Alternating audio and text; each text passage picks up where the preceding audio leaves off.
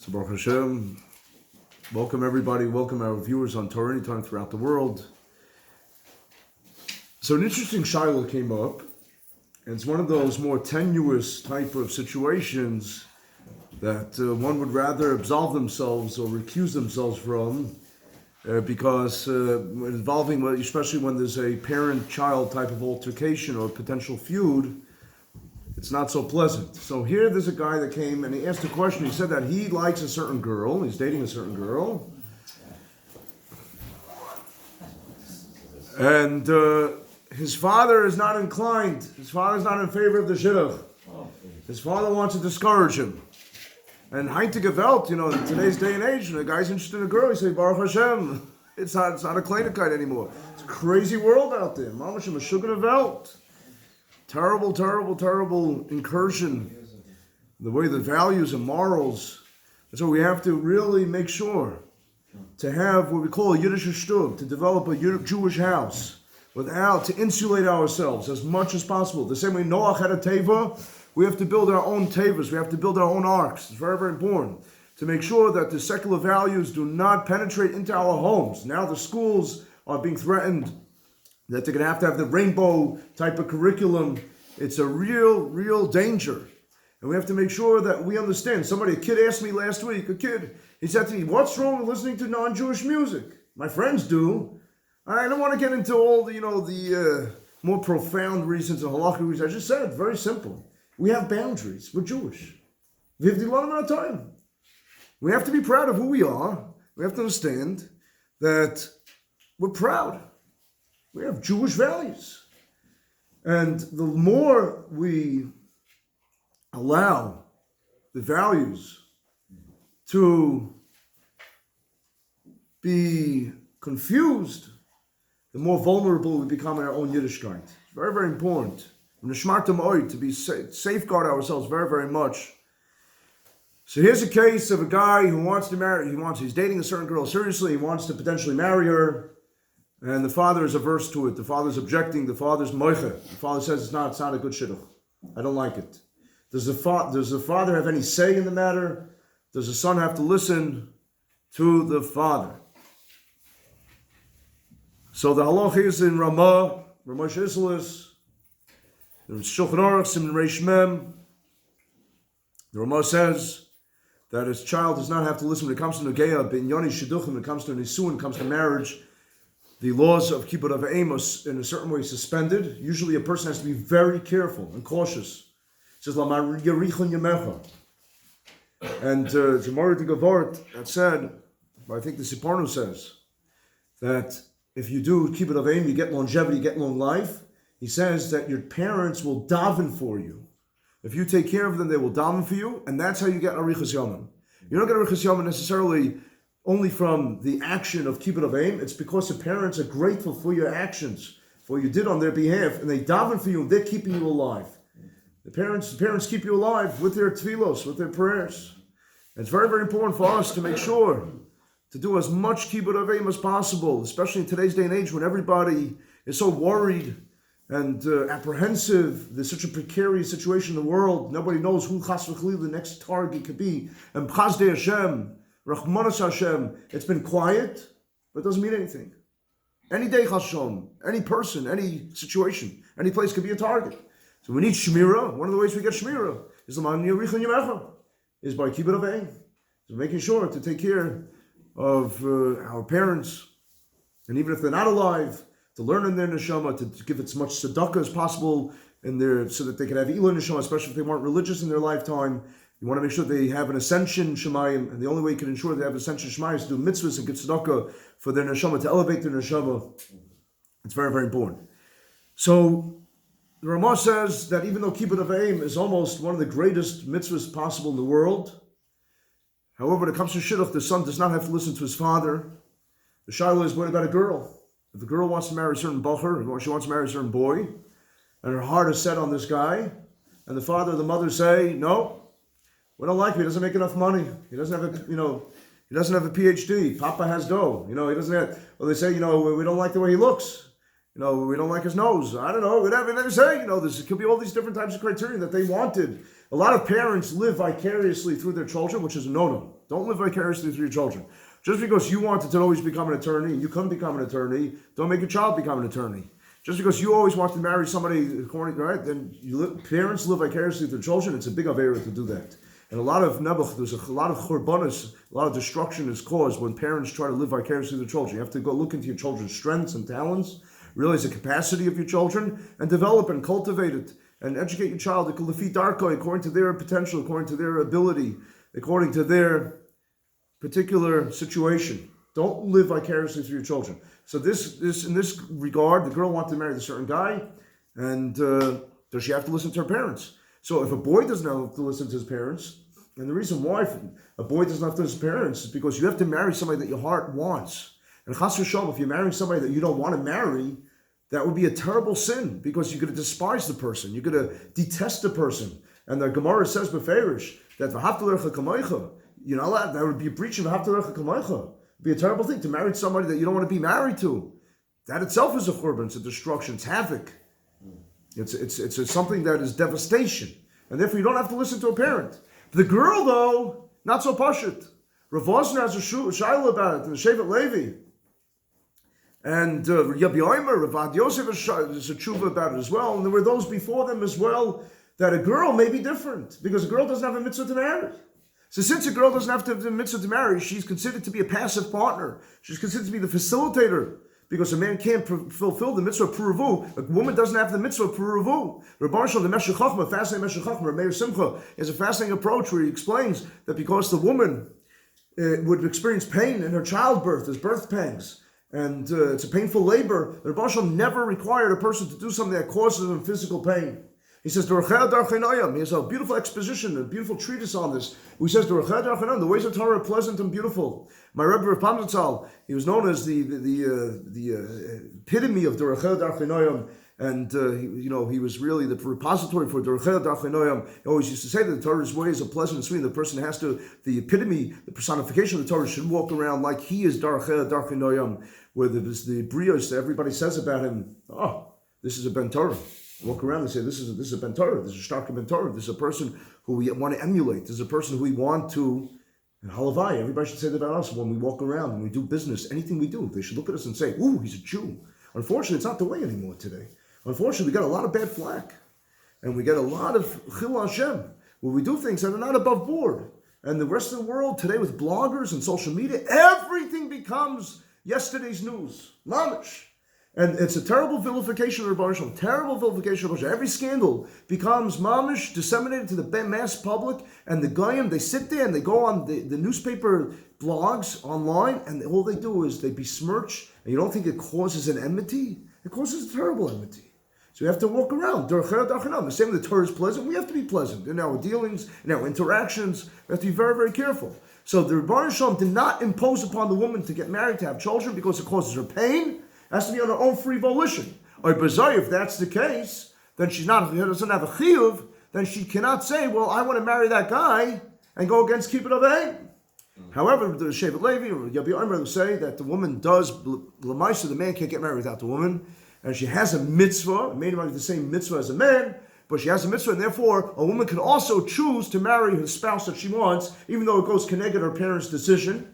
Rabbi Yaakov, I think the Emes Yaakov disagrees, he differs, and he says there would be a distinction between a man and a woman. The man could choose to go against his parents, a woman cannot choose to go against her parents. Okay, so Lamaisa, practically speaking about this boy, there was a family feud going on because the father, was very adamant and objecting against the Shidduch.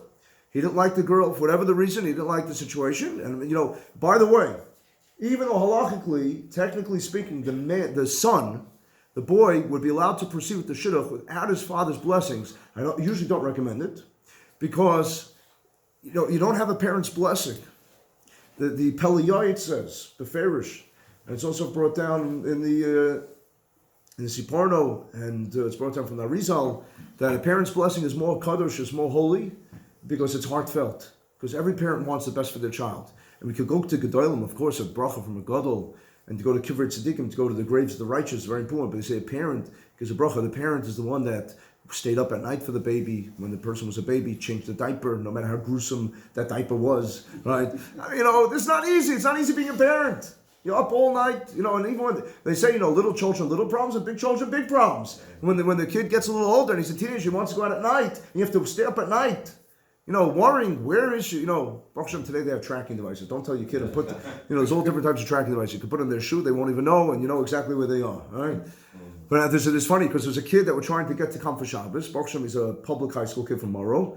And his friends, Baruch Hashem, came, and they totally showed him Shabbos now, which is amazing. It's a miracle. And this kid, you can't get him to come for Shabbos because Russian parents sometimes are very overprotective. It's a nice thing, but sometimes they get a little too overprotective. And even with the tracking device and everything else, it'll be Shalom and Shabbos. If the kid's walking around with the tracking device, he's coming with the track. Okay, but he won't come because they're afraid. They're afraid. What are we going to do to him, right?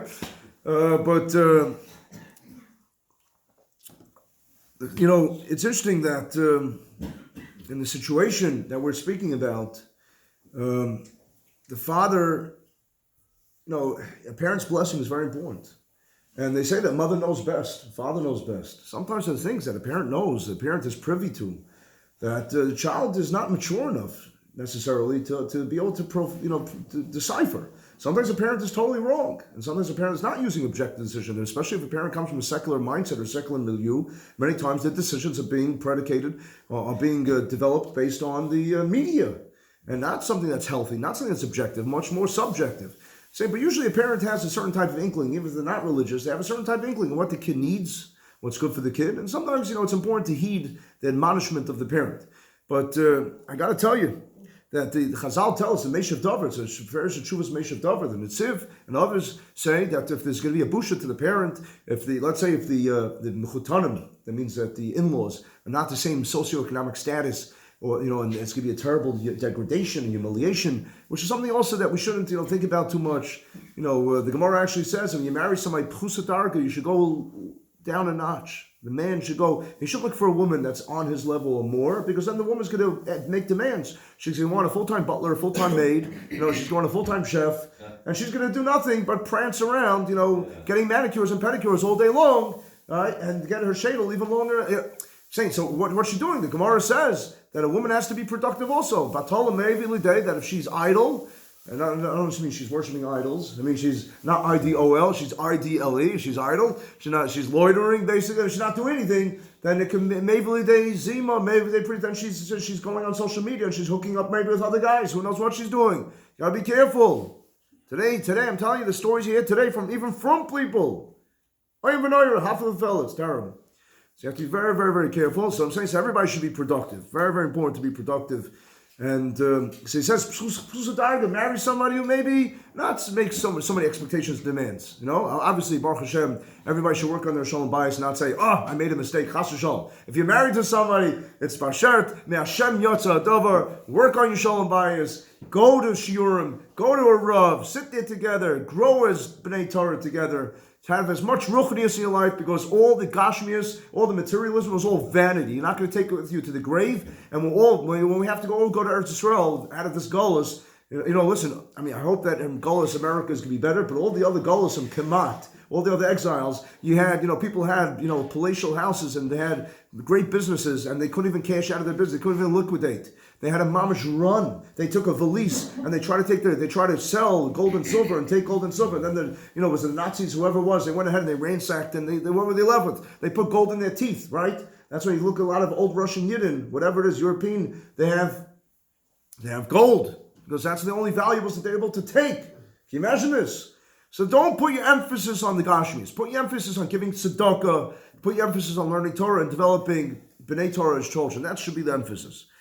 So the poskim say that if there's going to be a busha if there's going to be an embarrassment to the parents, and again everything is you have to ask a Rav Shayla, is it an embarrassment? Or are you just being conceited and bombastic, arrogant? Is this really a busha? It's not a busha. But let's say it's a emistic busha to the parent, then you're allowed to go ahead and cancel the shidduch. Then the child would have to listen to the father. The father says, "Listen, I can't go to that chuppah. I just can't."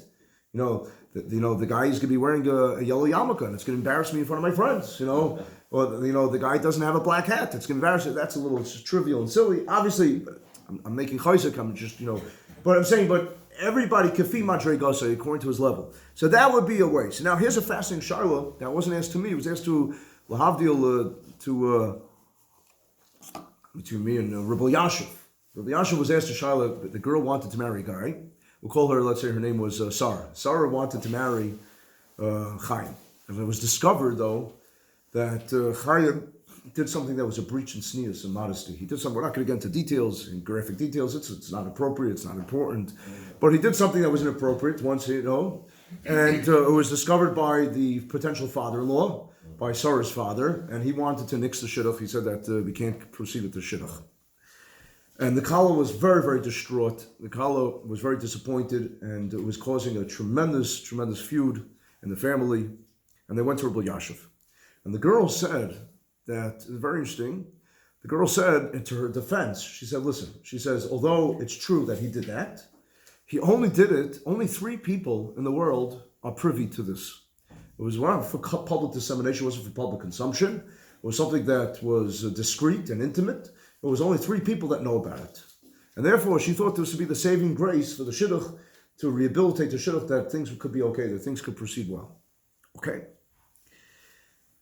Not so pashut. There's a very Gemara in Baba Basra Daf Lamites. If you say something ba'apei tlasa, you say something in front of 3 people. Now, how is this negayah to Baba Basra? It should be a Gemara in Erechon. Erechon is the Gemara that speaks about Lashon Hara. The reason why it comes up in Baba Basra is because Baba Basra speaks about properties. It speaks about real estate. And we know that the possession is 9/10 of the law. Right? So if somebody possesses a property and he says that I am the owner of the property, and he's living there, or he's working on the land, then there's a very strong assumption, even a chazaka, that he is the owner. The only way to negate that, the only way to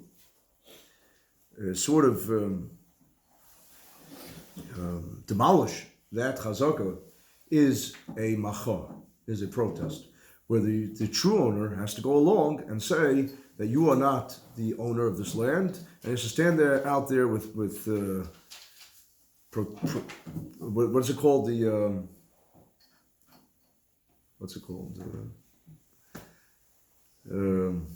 Or whatever it is. We protest, right? Okay, he has to stand out there. Now, Shaila, the Gemara asks, how many people do you have to protest in front of? Do you have to protest in front of? Is it Eidos? Is it din in Eidos, 2 people? Or is it din in something, making something public? So, which public, it seems the Gemara says, will be 3. And one of the proofs that the Gemara wants to advance is that for public consumption, something has to be 3, and 2 wouldn't suffice. The Gemara does have a Havamina that potentially the Muhsik himself, in other words, the guy who's there now, who's taking possession now, plus 2 Adam would be 3, or it has to be 3 total outsiders. It's Machlokes in the Gemara and Baba Basra Daf Lamites. But the Gemara, one of the proofs that the Gemara advances is that if you go ahead and say something in front of 3 people, so then it does not have the din of Lashon Hara. Ba'apei tlasa. Now, is that true? Halachically, is that true? That if I say something in front of 3 people, then it mitigates the whole concept of Lashon Hara? I mean, it's a pella. How does that make sense? It should be worse. If I speak to 1 person, that's more discreet. That's more confidential.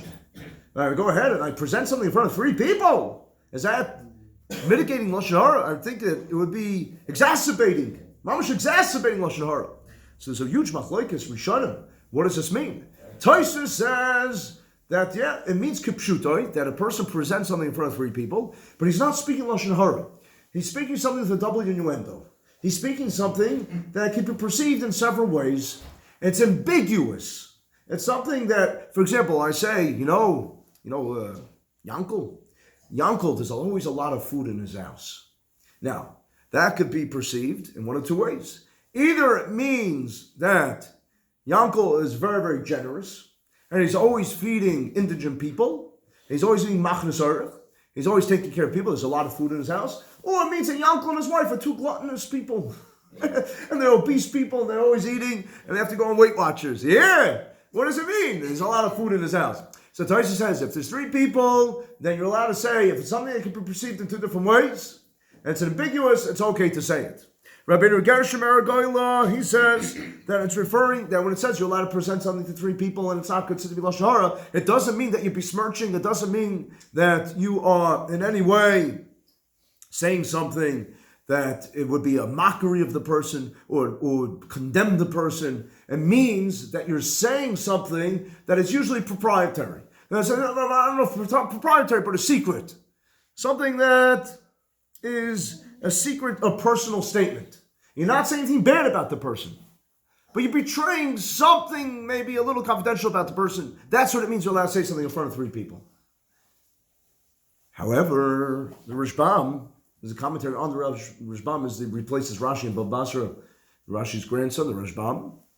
Rashbam says then to think in one's mind that one has license or permit to speak Lashon Hara because it's three people, that's ludicrous. How can anyone even suggest or make such a proposition? What does the Gemara mean? The Gemara means that if somebody, b'diavad, I don't know if b'diavad is the appropriate lexicon over here, if somebody illicitly, illegally, unlawfully spoke in front of three people and besmirched, spoke something that was inappropriate about a Lashon Hara about a person, then there's no longer Lashon Hara because it's considered to be public information. So again, if somebody goes out and presents something in front of three people, that's considered to be now public. It's public trespass. It's considered to be that it's already public knowledge, and therefore the person who heard it is allowed to repeat it to other people. Now, don't get so excited and say, all those restrictions and all those terrible, it's a burden, not to talk Lashon Hara. Sometimes, your mouth is just bursting, and you have to control yourself Lashon Hara. It's one of the hardest mitzvahs to keep. To say, as long as it was public, it's three people. The Chavetz Chaim says, not so poshut, the Chavetz Chaim, and there's a whole Rambam on this in Hilchos Deis, question of how the Rambam actually paskins. Is the Rambam more liberal about this? Is the Rambam more lenient about it? Well, the Chavetz Chaim is very, very machmir, where he gives you all these tanoim. He gives a whole bunch of stipulations and conditions. He says it has to be in the same city. He says it can only be one person that shares it, not all three people that share it. Three people at the same time? What? What's that? Yeah, at the same time. Right? Yeah. So in that case, we'll ask to do three people at the same time. Oh, very good. Maybe. Well, we're going to get to that. But he says also that you're not allowed to even change one minute detail. One minute detail you can't change. So if you're using poetic license in any way, or you're ad-libbing in any way, it would not be allowed. He says you cannot repeat it to the victim of the Lashon Hara himself. In other words, the victim that was spoken about in front of three people. You can't. He gives all these different tanah. Now it's very interesting because I've been asked. Let's say ZocDoc. It's a website where people, before they go to doctors today, they want to make sure that the doctor. I know cases where Nebuch, people ask Shilohs afterwards, but there was misdiagnosis. Or a doctor misdiagnosed. Was the doctor truly a culprit? Was he guilty? Was he sleep deprived? Was it misinterpreted that it was a misdiagnosis? But ZocDoc, you go on this website, ZocDoc, you could put in the guy's name, and then you can get reviews. So are you allowed to review the person? Are you allowed to review the doctor? Are you allowed to read it? It's Lashon Hara. Google, Yelp, Expedia, right? People do this all the time. So are you allowed to do this? It seems pashtus, it's Lashon Hara. And then you can tell me 1 second, it's Papi Thalasa. It was already said in public. So I'm allowed to read it if it was already said in public, but does it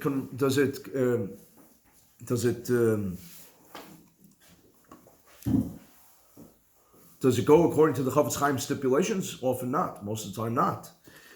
So if I want to go ahead, let's say, a person asked me, he went to a restaurant and he wants to give the restaurant a bad review. I wasn't so united towards it. Because first of all, the Chavetz Chaim says meferish that if you were harmed by somebody, so you're allowed to retaliate in a certain way. Obviously not retaliate physically, chas v'shalom, even verbally, same, but you're allowed to make sure that another person not suffer the consequences. But how are you ensuring that that person now will not suffer more than commensurate with the way that you were afflicted? If you're going to go ahead and write a review that's public, that has tentacles, it goes all over the place, and may destroy the guy's entire parnasa. Does the guy deserve that? Not so partial. Now, if the person did something, let's say the person was disclosed, it was revealed that the person, they're not hygienic. Now they have these sanitary type of codes, for restaurants, A, B, C, D, whatever, or that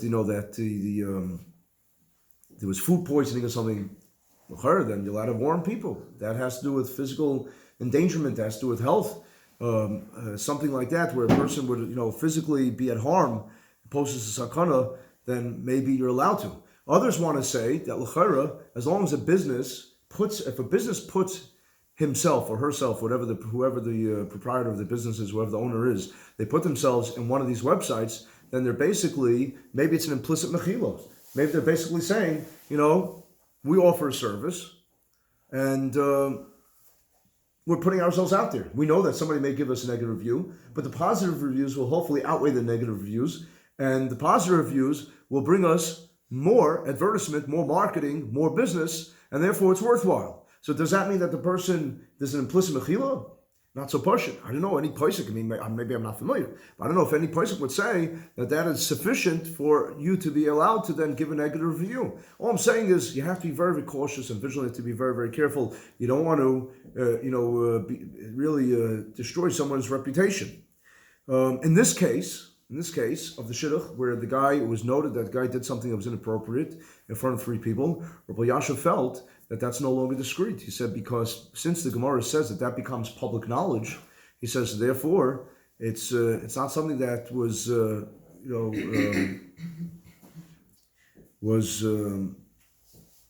confined to only several people. Now it becomes almost mass knowledge. It becomes broadcasted. And therefore, Rabbi Yitzchok felt that would be sufficient enough for the father of the Kala to say that this is a busha, because it's public knowledge, and it would cause us degradation and humiliation and shame. And Rabbi Yitzchok Paskin, in such case, the father has every right to cancel the Shidduch. Even though she has a right to pick her own Shidduch. Even though she has a right to pick her own Shidduch, yeah. Now, interestingly enough, there was a fascinating shiloh, really a corollary, I would say, to this. A young man who was 35 years old. He had a very hard time finding a shidduch, and he decided that he's going to marry a gioris, a convert to Judaism. And the boy's father was irate. He's on no circumstances.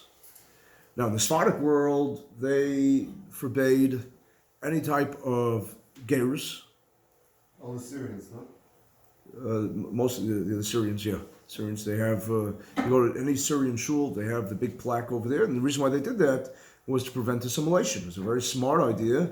Chas v'shalom, it wasn't in any way a insult to Gerim. That would be the most flagrant sin. I mean, certain Chazal say, the Rishonim say, that the most oft-quoted pasuk or mitzvah in the Torah is v'ahavta misager, is to love the convert, is to love the stranger.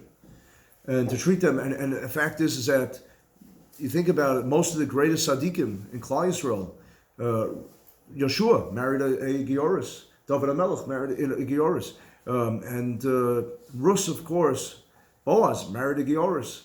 Some of the greatest, Rabbi Kiva came from Gerim, Shemayan Avatalia came from Gerim, Meir came from Gerim. So you see that we put tremendous supreme value on Gerim. It wasn't chas v'shalom an affront, it wasn't an insult, an offense on Gerim. It was in order to preserve, because the assimilation was so rampant to the turn of the century, the 20th century. Ashkenazim, if Ashkenaz would have done this, then l'chara, assimilation wouldn't be skyrocketing now. Almost 9 out of 10 Jews are assimilating. I can't tell you, the BJX office, the helpline, we get calls all the time. And most of the time, it's almost impossible, because once they're romantically involved, the couple's, emotionally invested, romantically involved, what do you do? Pull them apart? And one guy called me, he says, I think I'm going to, it was a family member of his that was about to intermarry. He says, am I allowed to kidnap him? I said, you're asking me? You think I'm not going to ever answer such a shiloh? You think I want to, maybe this is entrapment. How do I know? Maybe I'll get, maybe the feds are going to, it's a crazy shiloh, right? Kidnap, How many of those are care about them? I'm sorry, what? How many of those care about them converting? How many of those that are intermarrying today care whether they convert. So many do. Interesting, many do, but it's insincere though. They're not going for the full. If somebody, listen, we paskin l'maisa based on different shuvas, different achronim, that even though it says you're not allowed to convert for marriage, we say if the person is sincere, even though they're converting for marriage, but they still show that they will have fidelity to Yiddishkeit, then it's better to do that than to allow the person, chas v'chalila, to do the worst sin in the world, is to marry a goya. It's considered to be the worst sin. It's considered to be the biggest. It's considered to be apostasy. It's considered to be heresy. It's considered to be the biggest rebellion. It's considered to be the biggest affront to Yiddishkeit is to marry out of the faith. So therefore, but most people don't know any better. They have no idea. Most secular Jews, they have no idea. Chasham, they're not doing it at any spite. And there's no malicious intent. They don't know because they weren't educated. That's why Kiruv is so important, urgent. But anyhow, that's the Sephardic approach. Many people that convert are very, very genuine, and they have to get the biggest honors. You know, they're tremendous. But let's go back to our shalah. So the boy said he wants to marry this convert, this Gioris, and the father said under no circumstances. And they said, why? Why are you so opposed to it? Somebody's at the door. Make sure it's not friend or foe. Make sure it's a safe person. Right at that door. Moshe is right there. Moshe carries a gun. It's okay. Yeah.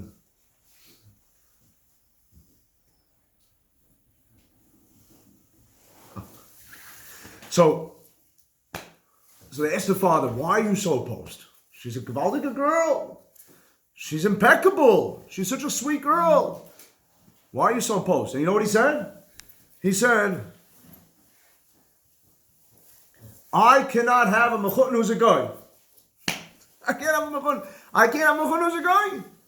That his mechutton will be a guy. He says it's a terrible thing. It's a busha. Even if he was the president.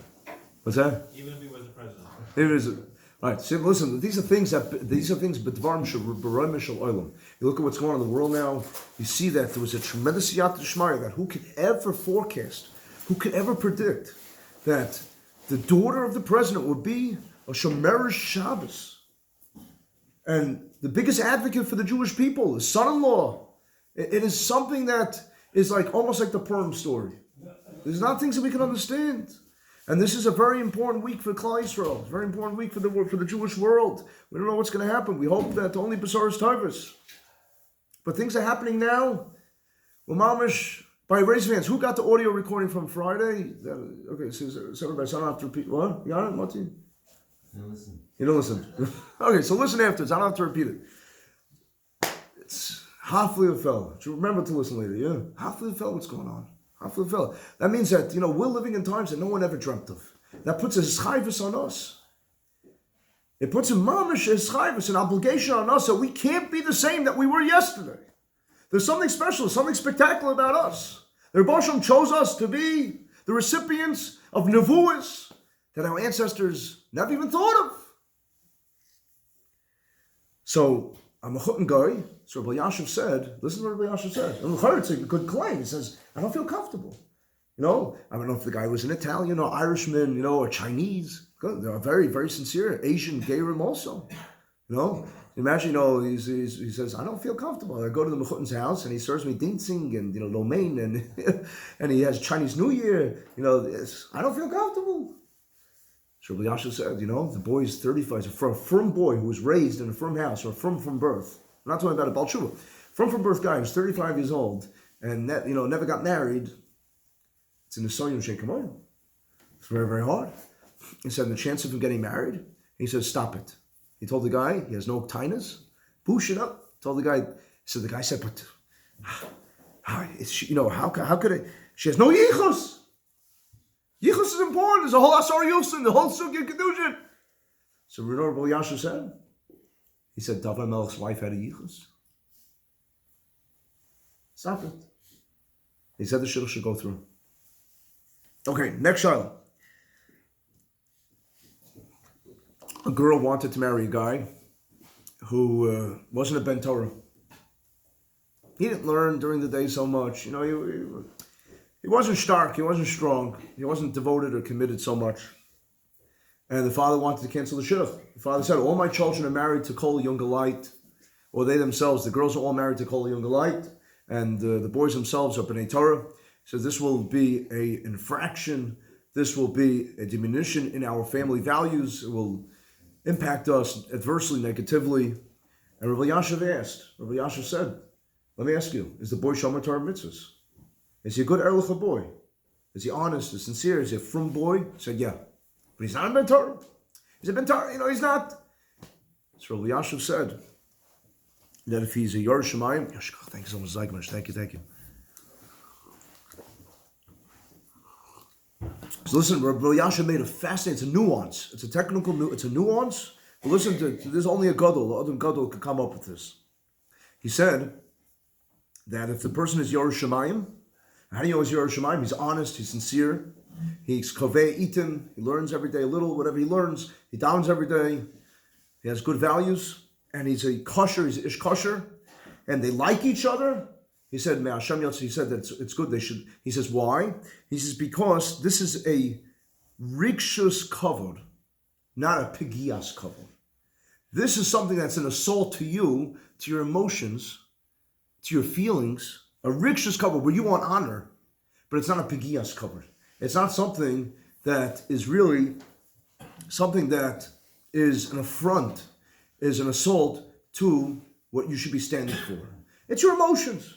And your emotions are getting in the way. If the boy's a good boy, then don't be a guyver. Don't be arrogant about it. The boy's a good boy. There's not a pigias covered. It's not considered to be a pigia. It's not considered to be I don't know, good terminology for this. Anybody can help, a good terminology for a pigias covered.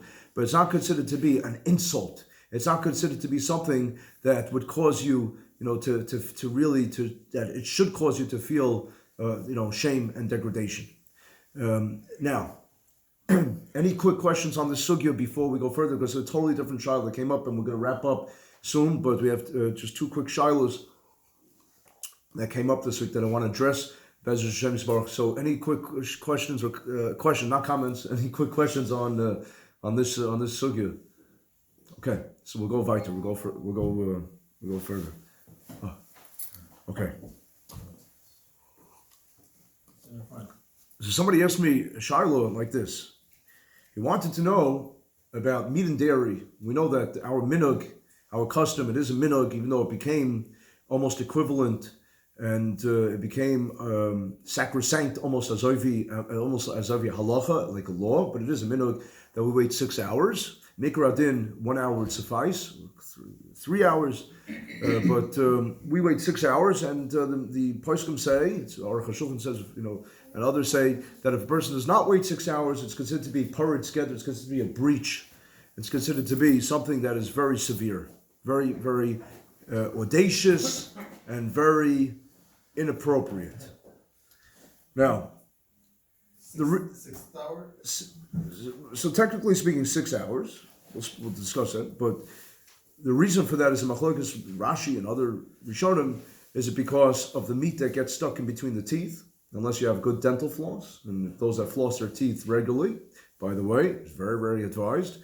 Now, the science knows there's a correlation between cardiac health and arteries and teeth, of course, and Chazal knew this, the rabbis knew this thousands of years ago, very fascinating.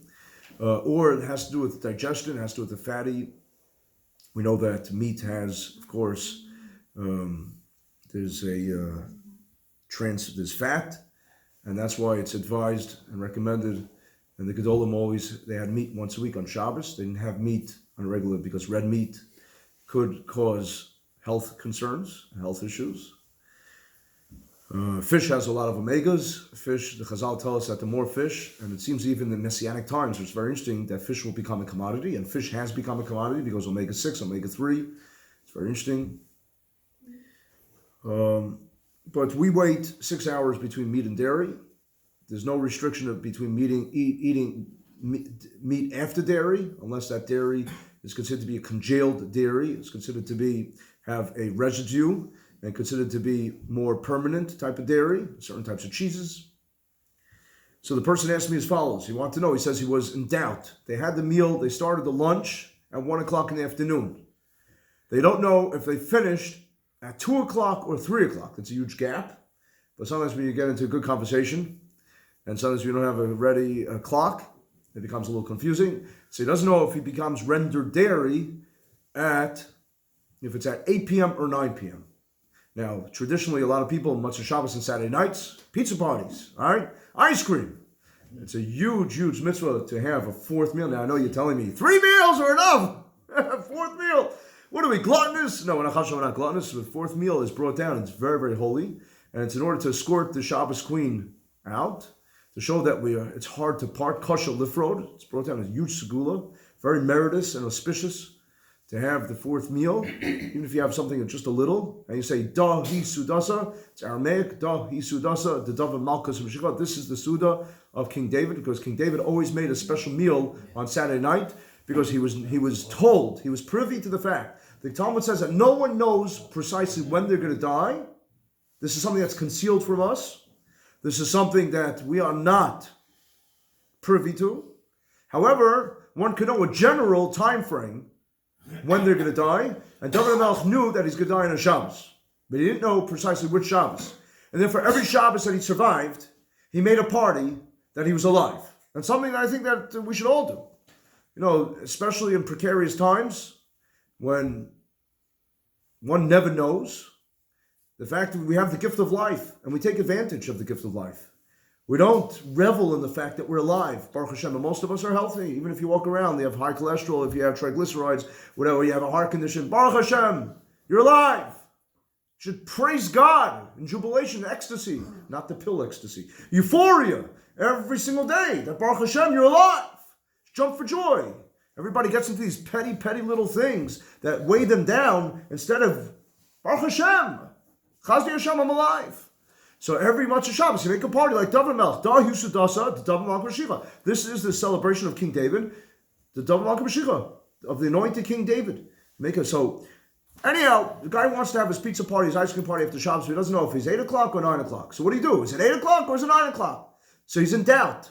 So he'll say to you, one second, the Torah never told you that you have to wait 6 hours. The 6 hours wait is based on Gemara and Chulin, Tractate Chulin, based on Mar Ukva, who said his father would go to sleep, and the next day would have a meal. He would separate his meal. He would divest himself of any dairy until the next day. Mar Ukva said, well, it could be the next, you don't have to be that extreme, a fanatical. Maybe Chasham not to say that his father's fanatical. Dairy or meat? Dairy after the meat. Right. So Mar Ukva says that just the next meal. And then, what does it mean the next meal? So they used to have around, let's say, every 6 hours, that's when they would eat. They were regimented. They had their prescription. No, they had a very, very elaborate breakfast. Pasboker, it's brought down. Favorite Gemara, explicit Talmud, says a pasboker could save you from all different types of maladies.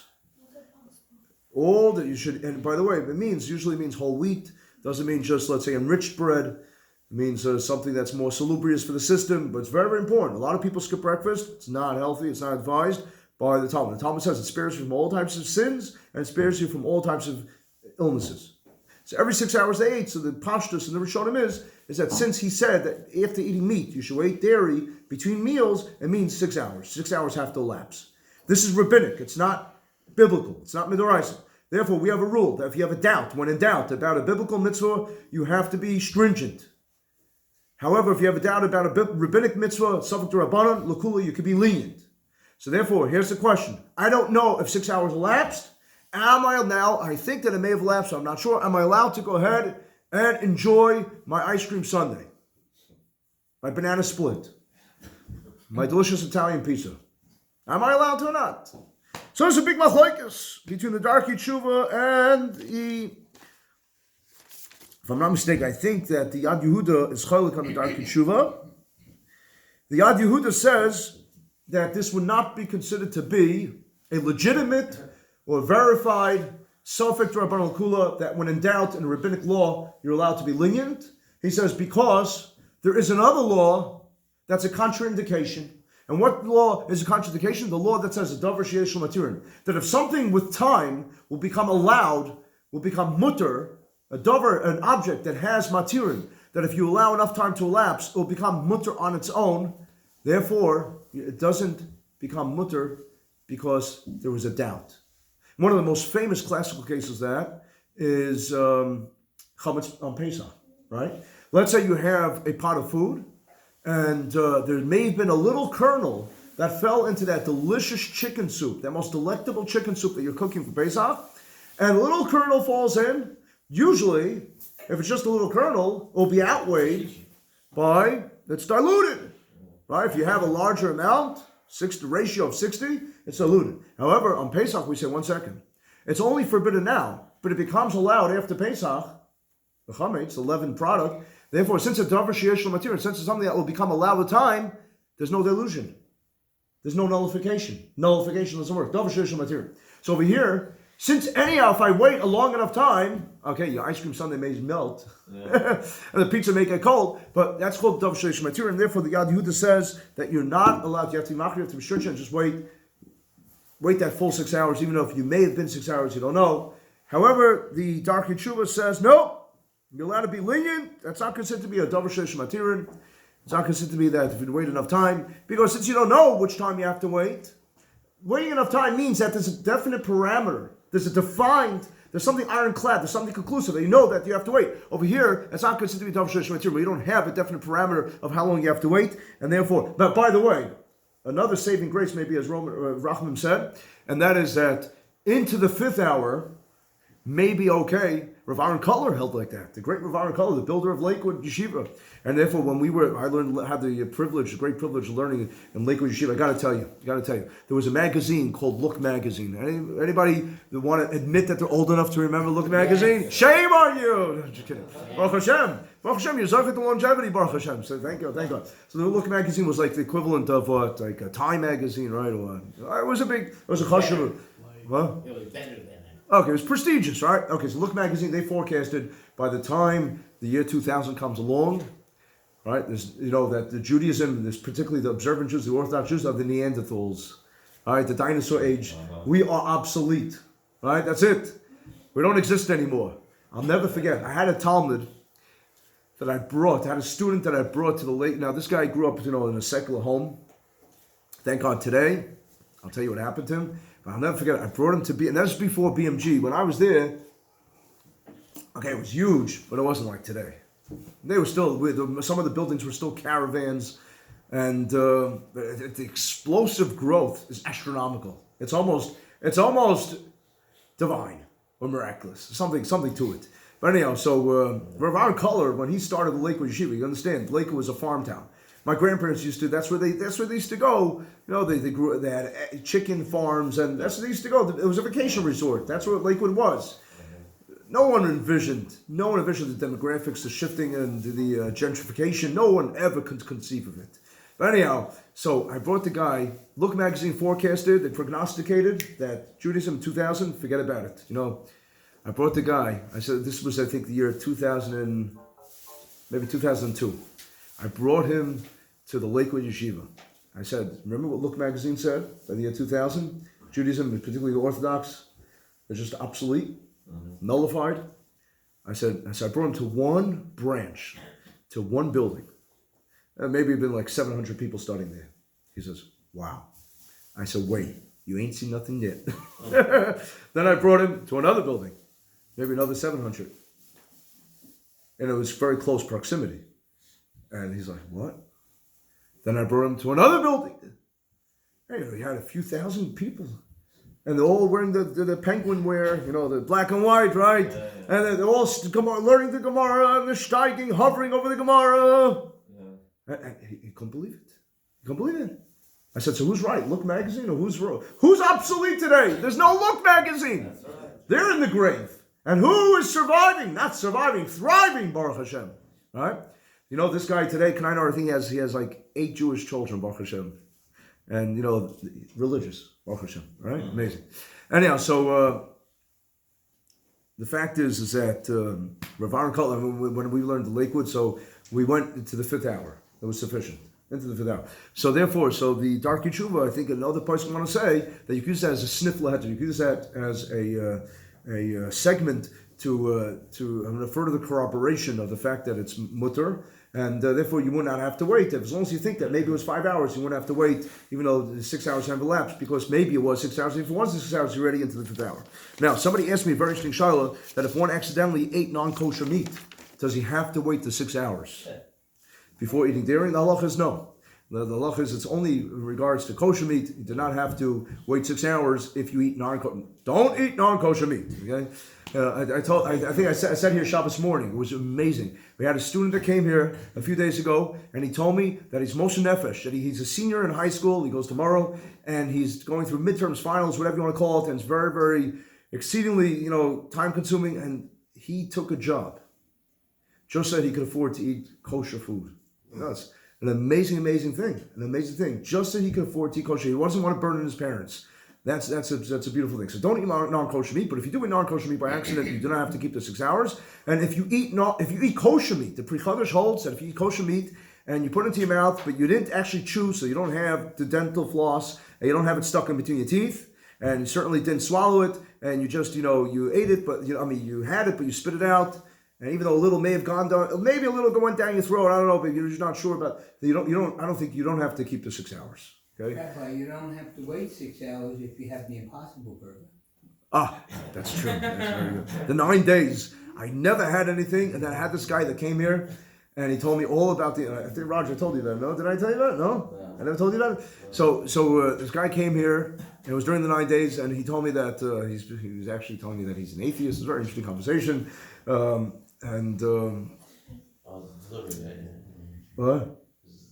And he told me about this impossible. The first time in my life during the 9 days, I felt like I had, because I don't go into the shtick, go to these, pseudo celebration scenes and all that stuff, whatever. Okay, it's not me. I don't do it. But the first time I actually felt like I ate a burger during the 9 days. I ate meat, not meat. It was meat. They ate meat during the 9 days.